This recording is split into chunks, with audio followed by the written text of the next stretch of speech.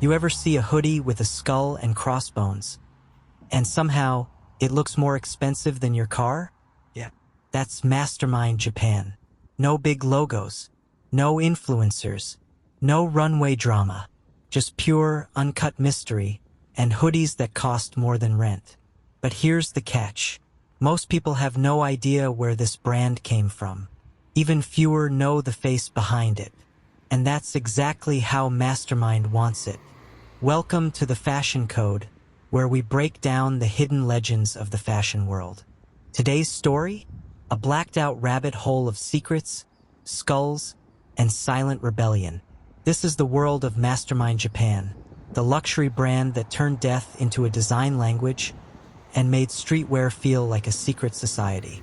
Let's begin with a story, not from Tokyo, not from Paris, but from a dark stairwell in Brooklyn. A stylist walks into a shoot. Big budget, celebrity talent. She pulls out 5 hoodies for options. One is jet black heavy with a white skull on the back. No brand tag, no explanation. The celeb touches it once and says, "This one." No question. Later, someone asks, "Who made that hoodie?" She shrugs. "No idea. Came from Japan. It's called Mastermind. I think." That was 2006. Now it's 2025, and people still say the same thing. "I don't know what it is, but I need it." But this didn't happen by accident. This brand was built to disappear, designed in silence, born in shadows. Let's rewind. The founder? His name is Masaaki Homa. But don't expect an interview. He doesn't do press. He barely speaks in public. He rarely even shows his face. He's like the Banksy of luxury fashion, but with better tailoring. And what he created wasn't just a brand. It was a message, a black-on-black whisper to the world. Power isn't loud. It's quiet and deadly. Let's go back to the beginning. The year is 1997. Japan's economy is shaky.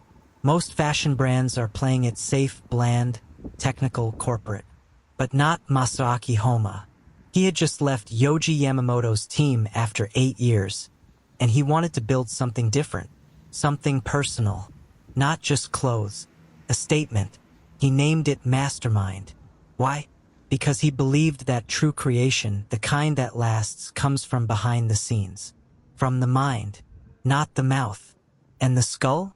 That was the first design he ever sketched. People told him it was too aggressive, too dark, too rock band. But for Homa, the skull wasn't death. It was truth, a reminder that underneath all this luxury, all this status, were all the same bones. Rich, poor, east, west, all skull. And that's when Mastermind Japan was born. A brand built on contrast. Black and white, life and death, luxury and rebellion. And here's the crazy part.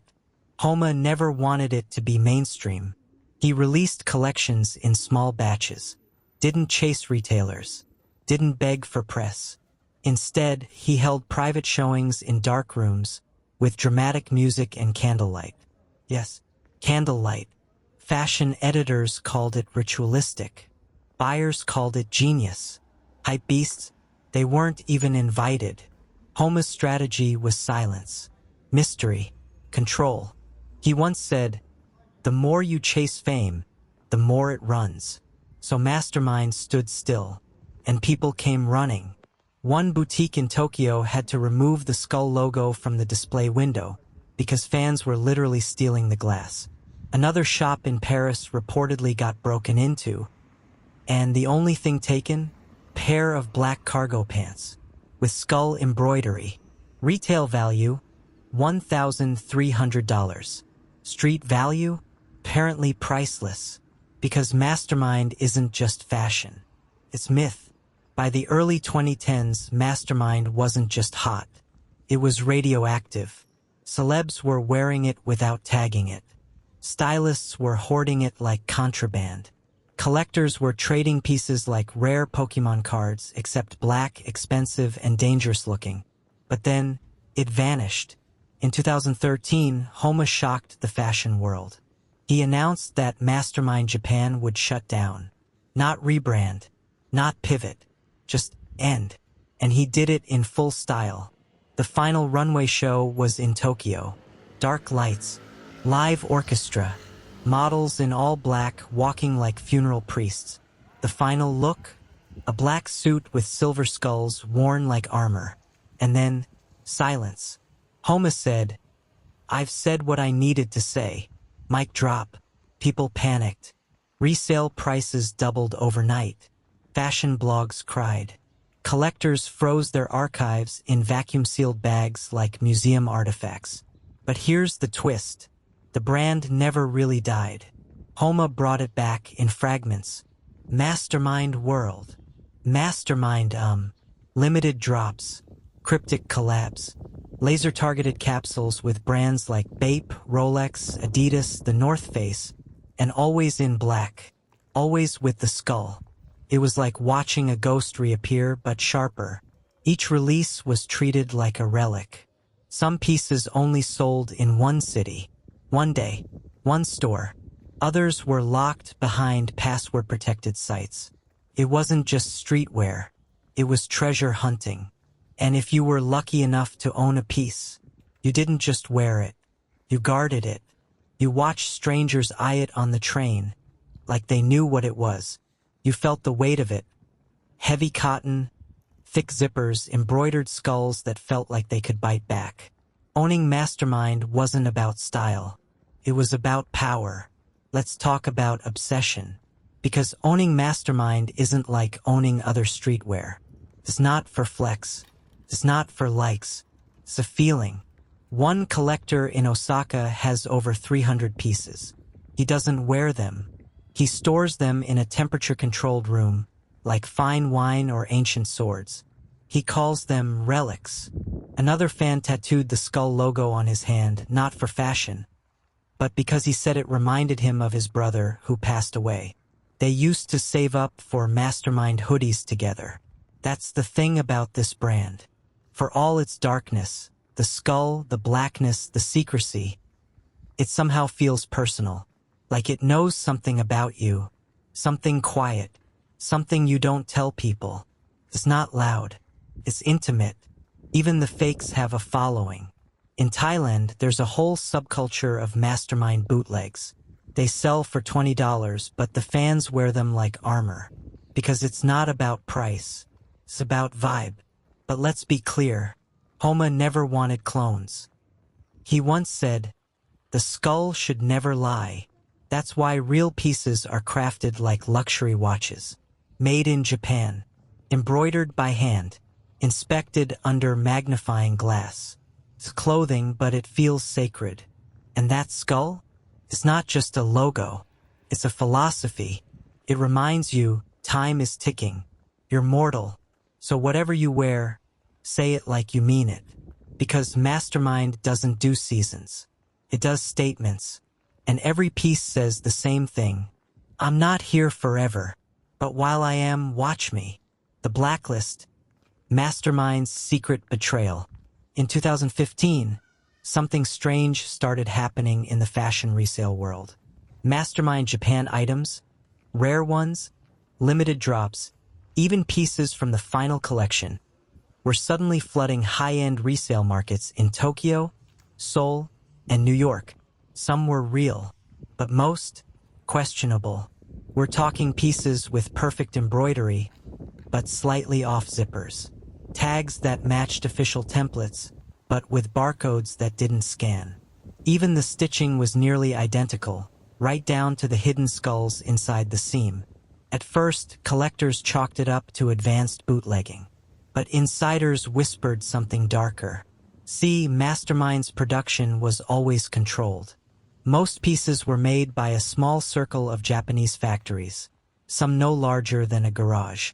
Only a few people had full access to specs, templates, and dye formulas. One of them was a man named Takashi S., a textile specialist who had worked with Homa since 2001. He was known for being loyal, private, and obsessed with technical precision. But that year, Takashi quietly left the country, moved to Singapore, launched a consulting firm no one had heard of, and vanished from the scene. Months later, fakes exploded. But these weren't your average counterfeits. They were nearly perfect. So close, in fact, that even trained buyers at boutiques were fooled. And that's when the blacklist started. Unconfirmed, never publicized, but deadly real. Certain resellers were suddenly blackballed. Boutiques stopped taking their consignments. Instagram pages disappeared overnight. Collectors whispered about a mastermind list. Names of people who had touched the fakes, knowingly or not. Even one celebrity stylist got quietly iced out after tagging a hoodie that turned out to be fake. The real pieces, still selling. But buyers wanted documentation. Proof. Chain of custody. It was like fashion turned into forensic science. And behind it all, Homa said nothing. No statements. No public warnings. No lawsuits. Just silence. Until one day, a single line appeared on Mastermind Japan's homepage. Respect is the currency. Betrayal is debt. Fans lost it. Reddit exploded. Hypebeast threads ran wild. Who was the betrayer? Was Takashi behind it all? Then came the drop. Mastermind released a capsule titled The Debt Collection. Only 99 pieces. Each one laser numbered. Each one sold in person, invitation only. Each buyer had to sign a contract, no resale allowed. Breaking it meant permanent ban from future drops. The centerpiece? A black leather trench coat with a silver skull inside the lining. Invisible unless turned inside out. Embroidered across the spine. I know what you did. People started treating Mastermind drops like sacred relics. Collectors installed cameras. Stylists checked tags like they were art curators. And Homa? He still never spoke. But a rumor surfaced that Takashi had tried to apologize. Had written a letter, flown back to Tokyo, and sent a gift. A one-of-one hoodie with the skull inverted, white on black instead of black on white. The package was returned unopened. And to this day, no inverted skull has ever been seen in public. Just whispers and fear. And that message, still on the website's source code, buried in HTML, invisible unless you know where to look. The mind remembers everything. In late 2019, a rumor began circulating in the Tokyo fashion underground. It wasn't about a drop.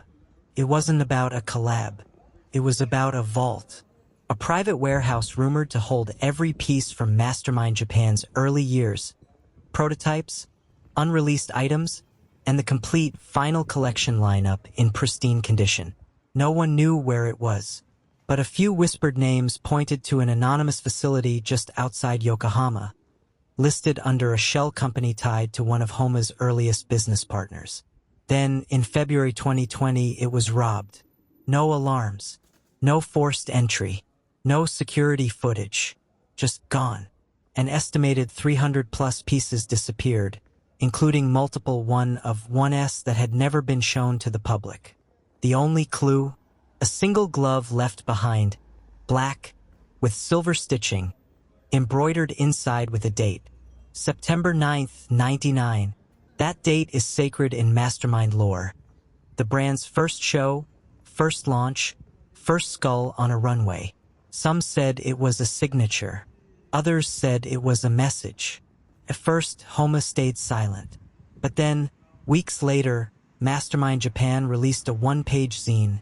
No title, no photos. Just poetic fragments printed in metallic ink. They stole fabric. We remember ghosts. The archive was never for display. The skull watches. That zine, known as the Ledger, became an instant collectible. Meanwhile, Mastermind collectors scrambled. Resale listings disappeared. Buyers got paranoid. Fake ledgers appeared online, along with threats from Mastermind lawyers. Then came the conspiracy theories. One Reddit post claimed the vault was emptied not by thieves, but by Homa himself. To erase history, to restart the myth, to make room for something new. Another claimed the glove belonged to a former intern, a woman who had worked briefly at Mastermind in the early 2000s, then vanished. A third said the vault never existed at all, that the entire story was performance art. But then something strange happened. In 2021, a streetwear museum exhibit in London displayed a Mastermind piece that no one recognized. Black denim, hand-painted skull, serial code that didn't match any known collection. The curator said it had been donated anonymously. Photos spread fast. Homa didn't respond, but within 24 hours, the exhibit was shut down. No warning, no refund, just locked doors and a sign that read, "Retracted by request of rights holder." Since then, pieces from the vanished vault have surfaced occasionally in weird places. A trench coat found in a Paris estate sale. A pair of boots bought from a collector who refused to say where he got them. A hoodie shown once in a Moscow video shoot, then never seen again. And while fans still argue over what really happened, one truth remains.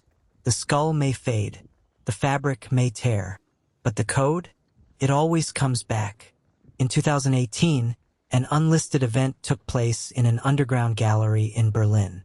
No promotion, no flyers, no Instagram, just coordinates sent to 20 people, all anonymous fashion collectors from around the world. The invite was a black envelope sealed with wax. Inside, a single skull sticker, a time, and nothing else. When guests arrived, they were handed hoods, real ones, to wear. The room was candlelit, minimalist, cold, silent. At the center, one item, a Mastermind Japan jacket, rumored to be a one-of-one collaboration with an unreleased techwear label that had folded before launch. Jet black, skull on the back, lined with cashmere and Kevlar. The bidding began at midnight. No names, no talking, just hand signals. By 1 a.m., the bid had passed $90,000. At 1:13, the lights cut out. When they came back on, the jacket was gone.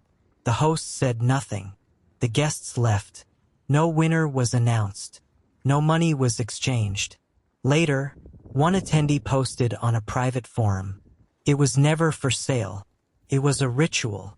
To this day, no one knows if the jacket was real, but people still talk about the man in the back row, who never raised his hand, just watched and smiled. And maybe, just maybe, that's why the skull hits different. Because deep down, we all wear masks. We all hide things. But the skull? It's honest. It doesn't pretend. It doesn't smile. It just is. Pure. Silent. Final. And Mastermind? It gives you permission to wear that truth. Not to scream it. Just to carry it. Like armor. Like a secret. Like a badge that says, "I don't need to be seen to exist." So if you ever find yourself walking alone, black hoodie, no logos, no words, and someone nods at you, nod back. They speak the same language. The skull saw you, and it smiled. So what is Mastermind Japan, really? It's not just skulls on shirts. It's not just expensive black hoodies. It's not even just a brand. It's a blueprint for what fashion can be when you stop chasing noise and start crafting myth. Masaki Homa never wanted to be famous. He wanted to be remembered. He didn't make products. He made symbols. And those symbols, they travel. From Tokyo basements to Paris runways. From hidden auctions in Berlin to ghost stories in Hong Kong. You don't find Mastermind in stores. You find it in stories. Because Mastermind was never about flexing. It was about feeling. Feeling like an outsider. Feeling like you see something others miss. Feeling like you're part of something unspoken. A tribe. A code. And that skull is not just death. It's defiance. It's control. It's clarity. It's saying, you can take everything from me, but not my taste. So the next time you see someone in Mastermind, don't ask where they got it. Just nod. They'll know what it means. And hey, if you like this story, don't disappear into the shadows just yet. hit that like button, subscribe to the Fashion Code, and tell us in the comments, what's the most mysterious brand you've ever seen? We might just decode it next. Until then, stay strange, stay silent, and stay stylish.